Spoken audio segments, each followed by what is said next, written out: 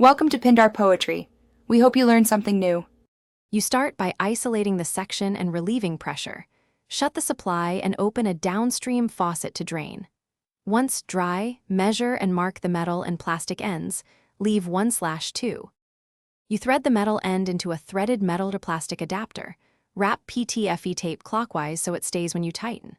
Once snug by hand, use a wrench and add 1/4 to 1/2 turn.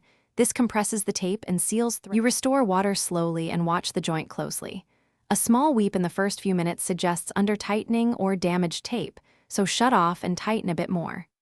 If persistent leak, disassemble, clean threads, rewrap PTFE tape and reseat.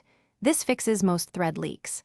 If the plastic shows stress or cracks, stop and replace the adapter or use a compression-style transition. Make sure cured solvent welds, set fully, before pressurizing for a permanent, reliable connection.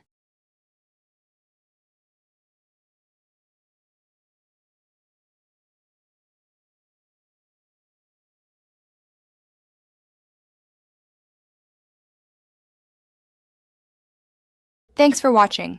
Consider subscribing if we helped you.